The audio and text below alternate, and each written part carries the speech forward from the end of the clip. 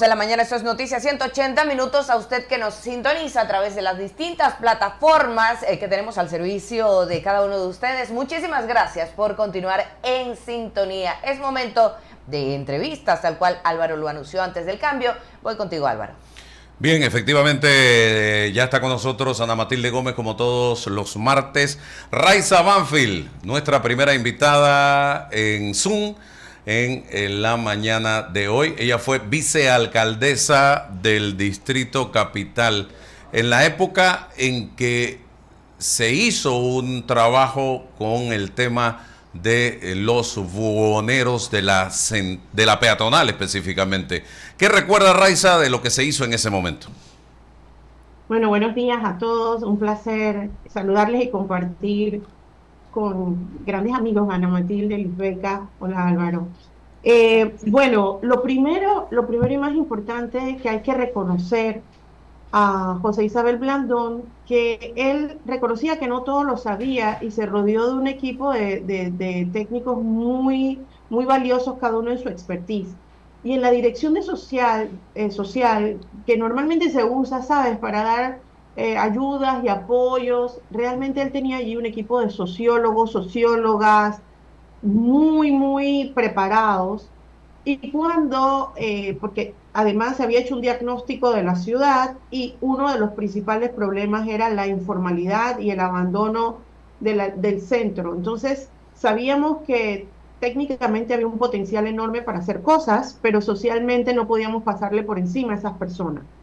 Entonces, el proceso con los boneros demoró más de un año en cuanto a primero identificar quiénes realmente tenían esa necesidad, porque esa es una necesidad reconocida por nuestra legislación y le da la posibilidad a una persona que no tiene trabajo o una fuente de ingreso formal de establecer un puesto de supervivencia, pero tiene ciertas condiciones. Tiene que ser de verdad para servicio propio de su familia, no pueden ser varios en una familia. Entonces, cuando se empiezan a hacer estos censos buhonero a buhonero, se empiezan a identificar mafias también.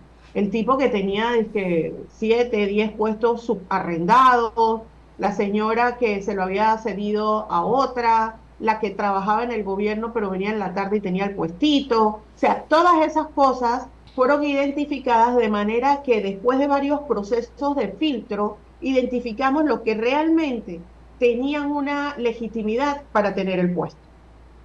Una vez con eso, se empieza a hacer un trabajo con ellos para ver las reubicaciones, tanto temporales, porque venían las obras de la central, como luego permanentes, en lo que serían unos puestos que debían dejarse mucho más acordes con la nueva peatonal, bueno, o sea, si puedes, que fue otro proceso. Eso fue tan exitoso en cuanto a los consensos. Siempre hubo, ¿cómo te digo?, rechazos y no era fácil, no era un camino de rosas. Pero fue tan exitoso que el domingo en la mañana, que se trabajó toda la mañana para quitar todo lo que era toda esa parafernalia de los puestos, se hizo sin ningún escándalo, sin ninguna... O sea, la gente amaneció y vio la central limpia, porque primero se había hecho el proceso humano de identificar las necesidades y luego vino el proceso de borrar todas esas estructuras feas. ¿Dónde se ubicaron? En efecto, en la Plaza Las Américas y en la plaza al lado de la terminal de transporte, la Plaza 5 de Mayo, no me acuerdo el nombre de esa área, pero ahí hay también unos puntos. ¿Qué se quejaban los que ya allí se fueron y aceptaron la indemnización y el nuevo puesto? Que la gente está acostumbrada de caminar y comprar y no le gusta ir a un puesto a buscar. Entonces, eso implicaba un cambio de cultura, un cambio de incentivos para que la gente fuera a los puntos donde ellos estaban. Las más ávidas de salir de esos puntos eran las pinta uñas, las manicuristas, porque ella decía, es que mi cliente me espera ahí en calle no sé qué, en la esquinita. Es decir, pero hay que atraer a la cliente a que venga a la plaza. Con eso empezamos a hacer una serie de actividades como venta de arroz, del MIDA, la lotería en la plaza, de manera que esas actividades atrajeran al público y el público poco a poco fuera reconociendo que su nuevo comercio informal, entre comillas, estaba en estos puntos. Eso es un proceso colectivo que necesita una serie de cambios de conducta que tenía que dársele seguimiento, mejorarlo, fortalecerlo, mejorar los puestos, mejorar todo, la cultura de venta de los informales. Pero todo eso se cayó durante esos 5 años. Entonces, en estos 5 años ellos se sintieron abandonados y volvieron a lo que hacían en la calle y además se sumaron nuevos informales dadas las circunstancias de la pandemia y todo lo demás. O sea, los procesos ciudadanos no se abandonan por un gobierno porque no era de mi partido, se continúan para fortalecer y mejorar los procesos de la ciudad. Sí, hace un momento conversábamos con uno de los dirigentes y nos dijo que en la pasada administración no pasó nada. O sea, no se habló con ellos, no, nada, nada de nada. Nada, nada. Y ellos no son cosas, no son bancas que tú pones en un parque y vas y pintas cada año. Son seres humanos, con necesidades, con malas prácticas también. Entonces, el proceso debía continuar mejorando sus prácticas de mercadeo, sus prácticas de venta, que se fueran mejorando sus productos. Y nosotros intervinimos, Sal si puedes, la peatonal, el área donde está el malecón donde está la mayor. Me da pena decir esa referencia, pero todo el mundo sabe de dónde estoy hablando. ¿No era O sea, como el terraplén o algo así? Algo así. He pasado por Hacia el como si fuera para el terraplén. Terraplén, Ana Matilde, gracias, terraplén. Esa área, por ejemplo, el terraplén era de comercio ni siquiera informal, ilegítimo, de las cosas robadas que se vendían ahí. Y esa área también la pudimos levantar y sanear.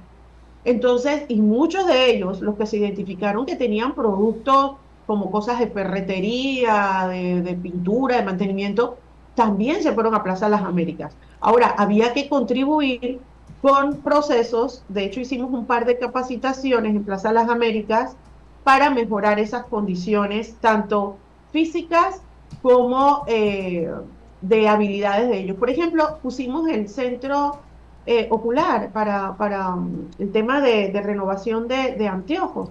Y eso era fabuloso porque la gente iba ahí a renovar sus anteojos con el programa del Club de Leones y al mismo tiempo quedaba comprando como si fuera un mall que tenía aire acondicionado, todas las mejores condiciones. Entonces, no es que no hay que hacer lo que hay que hacer, porque no se puede justificar la informalidad y ese desbarajuste y esa anarquía en la ciudad, no se puede.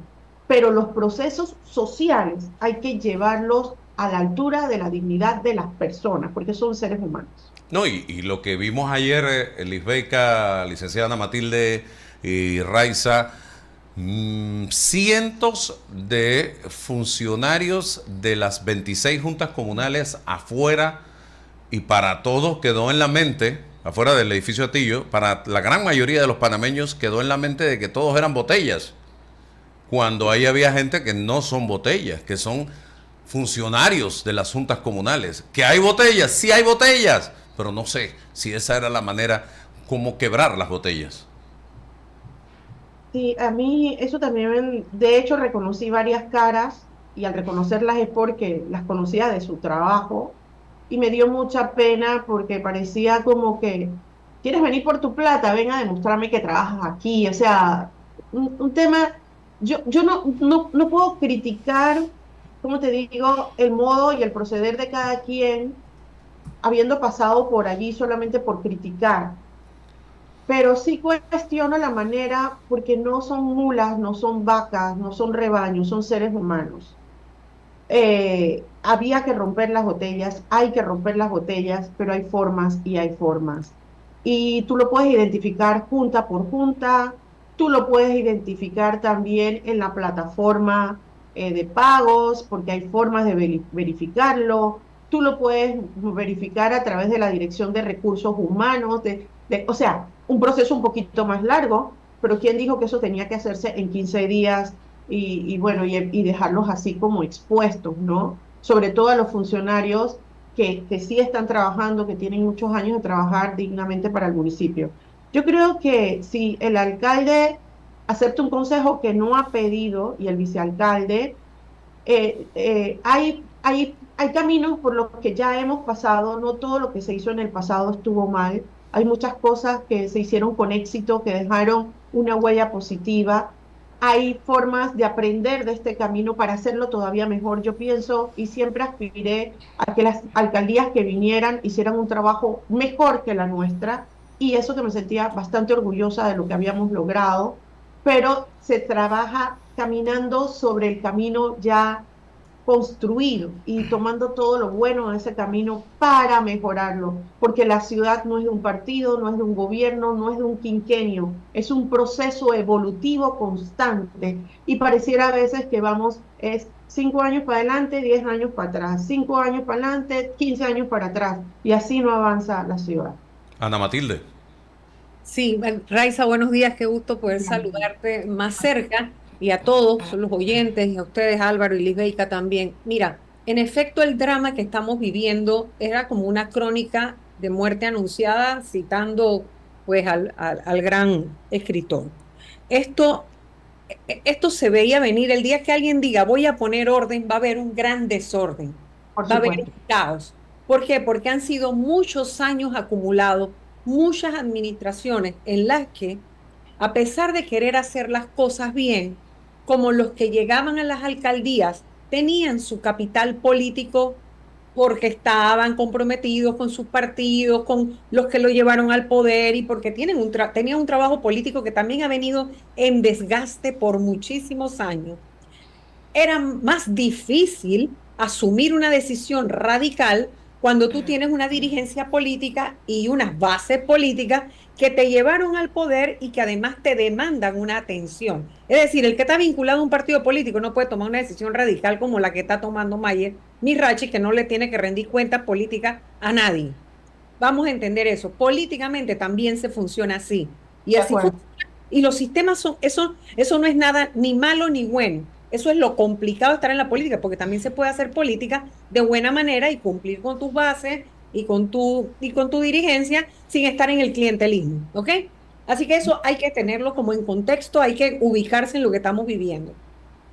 Yo lo que apelaría es que Mayer Mirachi tiene que comprender, primero, que esto es un proceso en el que él tiene que involucrarse de manera personal, porque quien logró el liderazgo de los votos fue él. Él no puede poner a otros funcionarios a ir a caminar la peatonal, a decirle usted se va en 15 días, usted se va mañana, usted se va. Eso no funciona así.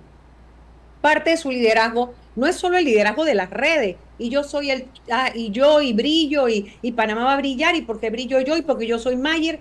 No. Con todo el respeto que él me merece, él se tiene que involucrar en los procesos que van a desgastar también su imagen. No solo en aquellos que le van a dar rating y que le van a dar popularidad, porque de eso se trata una administración pública. Tiene lo bueno, pero también lleva lo malo. Cuando uno tiene una gestión, tiene que darle la cara a la parte triste también del asunto, y es tener el contacto personal. Tiene que haber un trato digno. Lo primero que han podido hacer es haberlo hecho, por ejemplo, en el auditorio de la lotería o en algún lugar donde las personas estén sentadas bajo techo, de manera cómoda, y que los llamen por nombre y número de cédula. Yo sí estoy de acuerdo con el pago in situ, perfecto, pero también se ha podido hacer no centralizado, sino trasladando pocas personas, entre esos el alcalde, a las distintas juntas comunales. Eso. Totalmente de acuerdo. Entonces, eso involucraría más, en vez de estar acá taquillando, ir para allá a involucrarse en cada lugar y perder un par de aplausos, sí, pero resolver de raíz el problema. Porque aquí se está hace muchísimos años. Esto no es solo el PRD. Esto han sido todos los partidos en la historia de este país violando la Constitución, porque el comercio al por menor, por la Constitución política, está reservada para los panameños. Eso lo dice el artículo 293 de la Constitución. El comercio al por menor. Y tú te encuentras un montón de boneros que son extranjeros, que además distorsionan lo que es realmente la política de acogida, porque tú le estás diciendo vengan que aquí hay trabajo, pero no es real que hay plazas de trabajo. Son espacios de informalidad que ahora se están peleando entre extranjeros y nacionales en estados de precariedad. Así que yo sí creo que tiene que haber, claro que tiene que haber orden. Eso nadie se lo va a rechazar. Eso todos se lo aplaudimos. Pero lo tiene que hacer con el comportamiento propio de la administración pública. Es decir, todas estas personas necesitan dignidad, respeto a los derechos humanos y una individualización de los casos. Eso es trabajo. Es que lo más fácil es agarrar y hacer el pago en la forma que se está haciendo. Eso lo hacen auditores. Pero el trabajo del alcalde con su capital político es darle la cara a estas personas y encontrar una solución para ponerle fin a la distorsión de manera definitiva, si es posible, por lo menos parcial, pero de manera profunda, para que de ahí otro pueda continuar, pero en el camino también dar la cara. O sea, es importante que sea directo. Ese sería, es mi comentario al respecto, Álvaro, porque eso no puede seguir siendo en la forma del desorden que estaba ayer, que, a ver, insisto, el desorden es necesario cuando se trata de poner orden a más de 20 años de gestión. Bueno, una historia de gestión. Aquí no hay alcalde que se salve de eso, porque de hecho el funcionamiento de las juntas comunales ha sido deficitario hace tiempo, porque como la descentralización no se ha ejecutado como correspondía para la autonomía de las juntas comunales, de cada corregimiento, siguen dependiendo de la alcaldía. Y porque los alcaldes no terminan de desprenderse de esa forma de dependencia, porque eso también les da control político. Les daba, pues. Ahora llega alguien que no tiene ningún vínculo político, entre comillas, siempre hay vínculos políticos, no lo tiene político partidista de inscripción, pero lo tendrá con quienes le dieron su respaldo. Entonces, lo que tiene que hacer es comportarse como corresponde a una figura de alto nivel dentro de la administración pública para que las cosas se hagan con corrección, para que la solución no sea pasajera, sino que sea de carácter permanente. No solo es reteniendo un cheque, es eliminando la planilla, o sea, eliminando el espacio si es que es innecesario, o reubicándolo o redistribuyendo, o sea, tiene que haber ahí un proceso de ingeniería de recursos humanos importante, aparte del diseño de lo que se va a corregir, ¿no? Esa sería mi opinión. No sé si te parece, Raiza. Totalmente de acuerdo contigo. En el fondo, o sea, hay que corregir el fondo, no era la forma. Yo me encontré con esas planillas entrelazadas allí en esa gran página de planilla municipal. La mayoría de esa planilla botella estaba en las juntas comunales. Era muy difícil sin una estrategia identificar de quién, por qué, la botella de quién. O sea, una cosa súper compleja. Y en efecto, eran las cuotas políticas que se negociaban en el Consejo para poder aprobar proyectos, avanzar, y esas son las cosas que están mal. Yo le decía a la gente, ustedes miran mucho la asamblea, pero ustedes no tienen idea de lo que pasa en el Consejo, porque ahí están esos acuerdos de recámara y muchos consistían en nombramientos de personas que no estaban trabajando en las juntas, y eso era evidente, así como había gente muy diligente en las juntas. Estoy de acuerdo con Ana Matilde que esos contubernios políticos partidistas nos hacían mucho mal, y no es que los partidos políticos sean malos, sino que los usaron para cosas que no eran correctas en detrimento de los ciudadanos. Bien. Así es. Lisbeth. Sí, Raiza, buenos días. Hola, buenos días. Sumando quizás a lo que has comentado, creo que es pertinente reconocer algo que mencionaste justamente, que los alcaldes se rodeen de personal técnico especializado en distintas áreas. Sí. Le permite quizás avanzar en la dirección correcta para no volver a transitar caminos que ya se habían identificado y se habían identificado las formas y las maneras de gestionar para que las cosas se hicieran de una manera quizás más ordenada y más correcta. Uno, eso en relación al tema de la buhonería, que ya se había avanzado hace 10 años atrás y que en 5 años se descuidó totalmente. Uno, eso. Dos, yo quisiera aprovechar tu experiencia, la experiencia que tuviste como vicealcaldesa, para identificar quizás los espacios hacia donde debe dirigirse la actual administración alcaldicia y abordar para de alguna manera enrumbar el destino del distrito, pues que en 5 años evidentemente creo que no se hizo mucho en varios aspectos. ¿Qué podrías de alguna manera identificar y comentarnos? Sí, en ese sentido, Lisbeca, hay que reconocer que muchos de los procesos que llevó la alcaldía hace 10 años fueron reconocidos internacionalmente por novedoso. O sea, uno de los procesos más reconocidos a nivel internacional fue el de la reubicación del comercio informal, que además lo hicimos de la mano con el apoyo de la alcaldía de Guayaquil, que ya había pasado 15 años antes por una situación similar y que con la continuidad del proceso eran una ciudad exitosa. Y eso es importante porque no solamente era que fuéramos exitosos hacia adentro, sino que proyectáramos, siendo una de las ciudades más importantes de Latinoamérica, que proyectáramos ese éxito también hacia afuera. Y en ese sentido, para conectar con la segunda pregunta, empezó una serie de procesos, no vamos a llamarle proyectos, procesos de recuperación, de restauración urbana enfocada en espacios públicos, porque la ciudad se define no por cuántos rascacielos tiene o cuántos McDonald's, como vi un índice por ahí de, de, de, de ciudades, que el éxito se mide, uno de los índices es cuántos McDonald's tiene. Pero el éxito real de las ciudades es la calidad de sus espacios públicos, porque todo lo que no es público es privado. Entonces, en ese manejo de lo público es donde los ciudadanos se encuentran, disfrutan de su ciudad y deciden quedarse en esa ciudad aprovechando sus beneficios. Entonces, es ahí donde estuvo el enfoque de la gestión en recuperar aceras, parques, nuevos parques para las afueras, la periferia de la ciudad.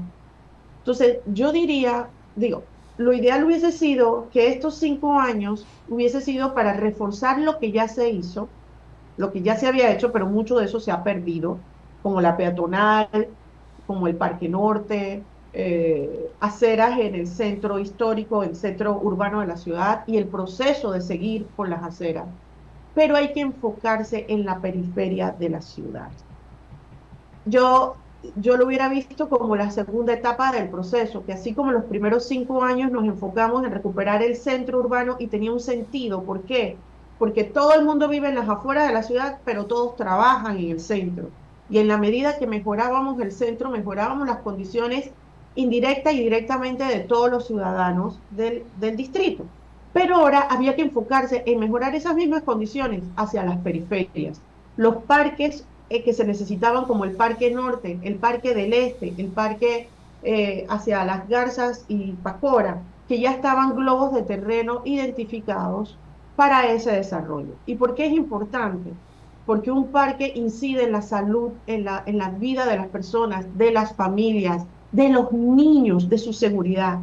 Y que además Panamá está en deuda. Panamá tiene muy por debajo la cantidad de espacio público que este tamaño de ciudad y esta densidad de ciudad requiere. Lo otro es seguir los trabajos en coordinación con el MOB, con el IDAN, de infraestructura pública. ¿Por qué? Porque Panamá es una ciudad vulnerable, y olvídate del cambio climático. Es vulnerable a inundaciones porque está mal manejado urbanísticamente y se inunda. Así no hubiese cambio climático, Panamá se seguiría inundando igual. Así que no le echemos la culpa al cambio climático, porque es como hemos entubado ríos, dejado colapsar tuberías, perdido espacio para el agua, y gran parte de la gestión de ese espacio público implica manejo del agua. Y esa es una labor un poco agradecida, porque los trabajos que se hacen debajo de la calle no se ven, pero luego brindan calidad de vida a quienes usamos la ciudad. Y lo último, y ya para terminar, no menos importante, el tema de la basura, que si bien la alcaldía no tiene la competencia porque la administración de Martinelli se la quitó y creó la autoridad de aseo, la alcaldía tiene que seguir en el proceso de reivindicación de ese deber, porque es lo primero que hace un alcalde, un municipio, gestionar sus desechos, como es en el resto del país. Y en la medida que se avanza en ese proceso, teníamos el programa Basura Cero, que también se dejó caer. Y era un programa que complementaba y fortalecía todo el tema del manejo sostenible de los desechos, en contra de eso recojo y tiro en Cerro Patacón. Eso hay que recuperarlo, hay que fortalecerlo y hay que llegar al punto que la alcaldía tenga una voz de autoridad en el manejo de los desechos, para que esto sea de manera sostenible y no de que recojo y boto en Cerro Patacón, porque eso no es sostenible. Oye, Raiza, ayer el presidente de la Asociación Bancaria, Raúl Guisado, hizo un llamado a José Raúl Mulino para que adelante la apertura de la mina Cobre Panamá mediante un acuerdo con First Quantum para reactivar la economía del país y poner fin a procesos de arbitraje. ¿Qué opinión tiene usted al respecto? Realmente es un cambio de conversación, me parece súper interesante el giro. Sí, me pareció muy audaz, si lo puedo decir de alguna manera elegante, ese llamado, y audaz, y Ana Matilde luego me corroborará o no, porque es un llamado por encima de procesos legales, constitucionales del país. Y audaz, diciéndolo sarcásticamente también, porque Panamá, habiendo tenido un desarrollo económico de décadas, basado en su posición geográfica, en su turismo, en su agroproducción, en sus temas logísticos, en una serie de servicios y posibilidades que ni siquiera hemos terminado de desarrollar y ya eran exitosas, pues decir como que si no abrimos la mina, se cae el futuro de Panamá. ¿Qué clase de irresponsable? Y permíteme que lo diga con mayúsculas cerradas, negritas y entre comillas. Es un irresponsable, porque el futuro de Panamá no está para beneficiar, no está dependiendo del negocio de una transnacional que se llevaba todo y nos dejaba las migajas.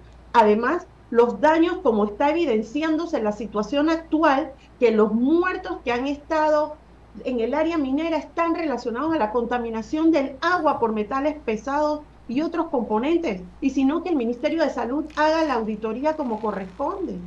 Entonces tenemos todo un proceso constitucional, legal, científico, además de gestión pública, que es totalmente débil de cara a la fuerza que tienen estas transnacionales extractivistas, para que venga el presidente de la Asociación Bancaria a decir, ábrase la mina y que se acaben los arbitrajes. No, vamos a defendernos en los arbitrajes.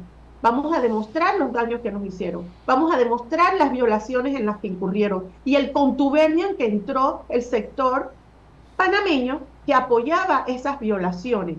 Entonces yo creo que debemos levantar la dignidad de este país. Y si tenemos ese tipo de voceros representándonos, entonces no nos representan, Álvaro. Y lo digo con mucha propiedad en tu programa porque me parece un irrespeto a la panameñidad la manifestación de este señor. Ana Matilde.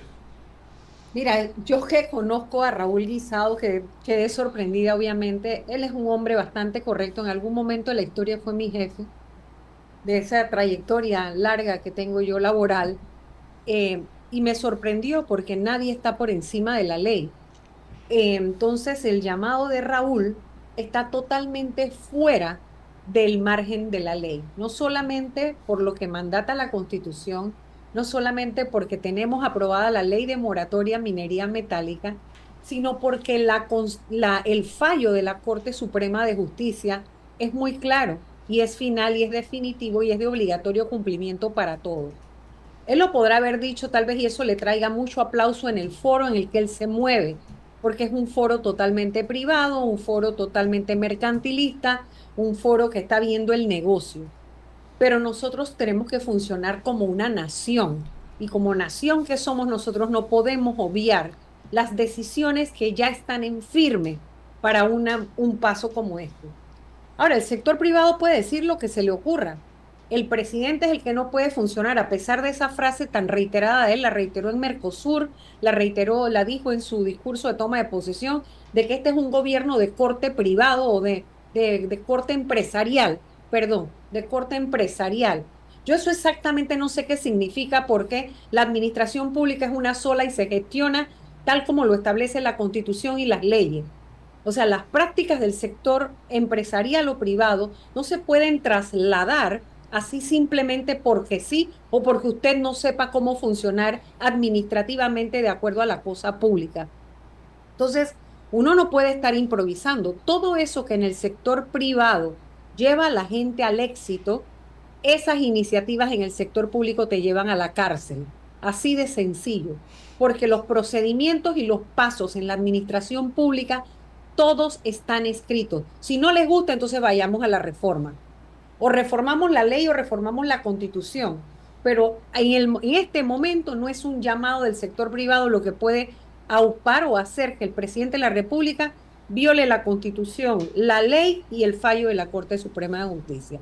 Entonces, yo sí creo que está descontextualizado desde el punto de vista de una cosa será el margen de su discurso, el entorno en el que él hablaba, y otra muy distinta, el alcance que pueden tener sus palabras, porque el sector público no funciona así y el país no se puede manejar como si fuera una empresa. Esa es mi opinión y hay que estar alerta. Esto es lo único que nos dice a los ciudadanos, y que hay que estar alerta porque la decisión, es decir, a ver, el tema de los arbitrajes no se resuelve abriendo la mira, ¿sí? Eso simplemente sería la complacencia más sumisa que se puede tener como gobierno frente al poder o el poderío de una transnacional o de un emporio como ese. O sea, así no funciona la cosa.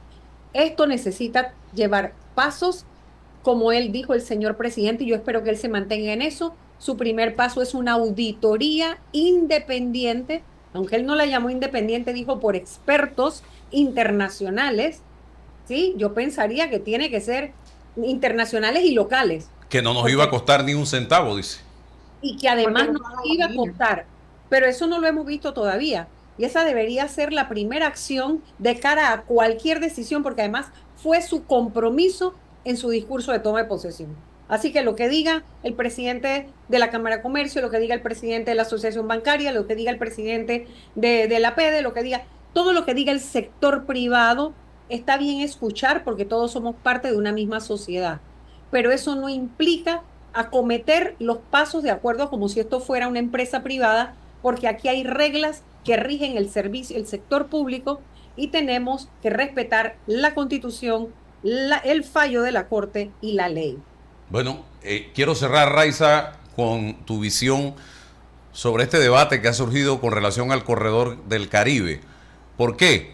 Porque hay un sector importante de la provincia de Colón que favorece el proyecto. Sin embargo, hay ambientalistas que cuestionan dicho proyecto.